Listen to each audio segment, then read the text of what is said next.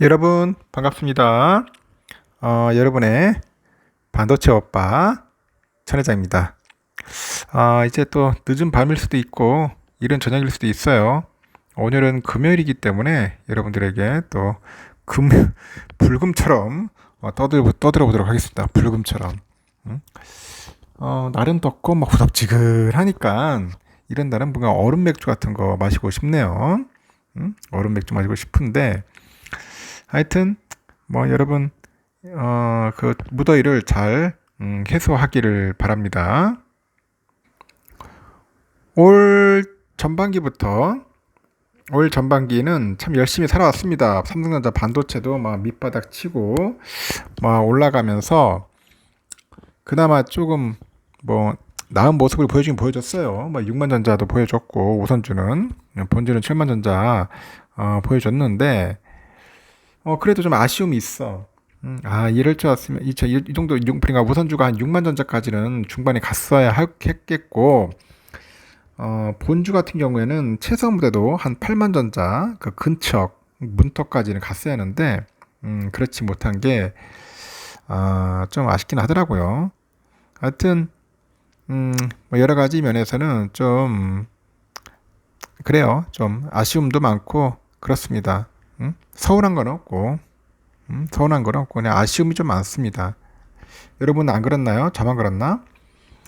그래도 저는 이때가 기회다 생각하고 뭐 조금씩 많이 모았습니다. 조금씩 모아가지고 가끔 이제 우리 톡방에 있는 찐팬들한테는 제가 인증샷을 보여주긴 하는데 하여튼 저 말고도 많은 분들이 많이 매수하시더라고요. 많이 꾸준하게 모았습니다. 그러다 보니까 하여튼 뭐 많이 모으면 모을수록 좋은 거 아니겠나요? 여러 면에서 여러분도 그렇게 생각할 겁니다. 뭐 배당도 더 받고 수량 많으면 더 든든하잖아요. 그래서 여러분들에게 얘기해 주고 싶은 거예요. 오르든 말든 그게 중요한 게 아니고 수량을 많이 모으자. 수량 이 수량으로서 이제 승부하자는 겁니다. 수량으로서 승부해가지고 기회 있을 때 가득 채우십시오. 가득. 응? 마음 한가득 가득 채워야 돼. 그냥 따뜻하도록. 더울 때 따뜻하면 좀 별로 안 좋은데 하여튼 많이 모았으면 좋겠습니다. 모아가지고 여러분들 나중에 그 수량 가지고 노후를 좀 재밌게 즐겁게 보내셨으면 좋겠어요.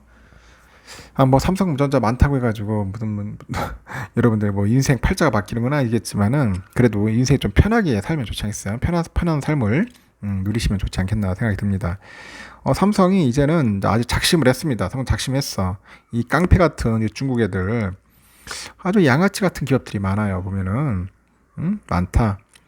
이 삼성이 이제는 기술을 빼앗가는 그 중국의 그 정보기술 업체죠. 여기하고 전쟁을 돌입합니다. 전쟁.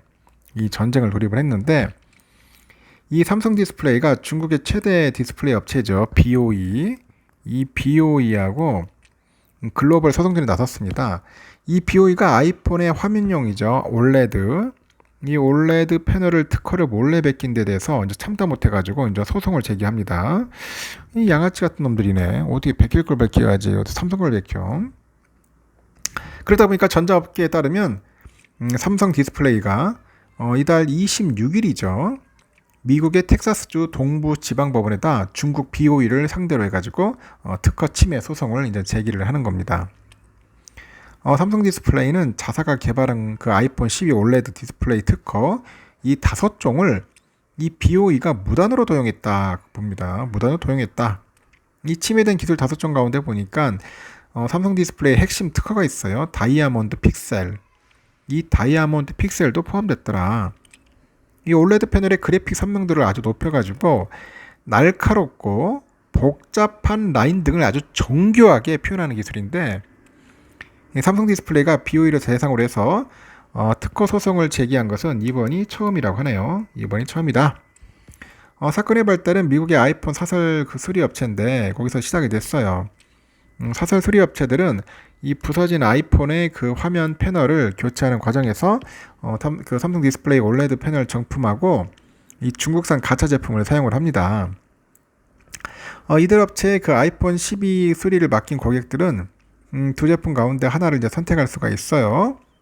그러다 보니까 삼성 디스플레이는 중국산이죠. 가짜 제품 패널이 그 자사의 기술에 그 네 개를 고스란히 박혔다. 고스란히 베꼈다는 그런 점을 확인한 겁니다. 삼성 디스플레이 지난해 12월인가 같아요. 미국의 그 국제무역위원회 ITC라고 있어요. 이들 가짜 제품 패널을 공급한 모바일 센트릭스하고 인저드 가젯, DFW, 셀폰, 셀폰 앤 파츠, 하여튼 등등 해서 미국의 부품 도매업체 대상으로 특허 소송을 이제 제기를 하는 겁니다. 이 소송 과정에서 BOE가 이들 업체의 가짜 제품 패널을 제공한 업체로 이제 지목이 된 거죠. 이 상황이 불리하게 돌아가니까 이제 BOE도 이제 반격이 나서더라고요. BOE 반격 나서는데 지난달 삼성 디스플레이하고 삼성 디스플레이 중국법인, 삼성전자 중국법인을 중국 충칭 제1중급 인민법원에 특허 침해 혐의로 제소를 했다. 이 골 때린 놈들이네요. 삼성을 침해로 제소를 해. 삼성 디스플레이가 외려 자신들의 올레드 패널 기술을 베꼈다. 그런 생뚱맞은 그런 언급을 하는 겁니다. 삼성 디스플레이는 적반하장식 태도라면서 결국 맞소송에 나선 겁니다. 그래서 이번 소송전은 삼성과 중국의 올레드 기술 전쟁이 이제 본격화됐다. 그런 분석도 있어요. 2004년부터 17년 동안 세계 디스플레이 시장 1위를 유지한 그 한국은 LCD 부분에서 이제 중국발 저가 제품에 이제 밀려가지고 21년 1위 자리에서 밀렸어요. 그래가지고 LCD 사업을 줄이거나 이제 접고요. 올레드 사업에서 역량을 집중하고 있다고 합니다. 한국 디스플레이 산업협회에 따르니까 지난해 글로벌 올레드 그 시장 점유율이 한국이 81.3%, 중국은 17.9%에 나타났다. 그런 이야기를 하고 있네요. 하지만 올레드 사업에서도 후발주자인 중국이 거세게 추격을 하고 있다고 하죠. 덩달아서 한국과 중국 업체들의 신경전도 격화되고 있더라. 그런 이야기를 했습니다. 중국 애들은 뭔가 창의력이 없어. 창의력. 이 자식들은 보면 창의력이 없어요.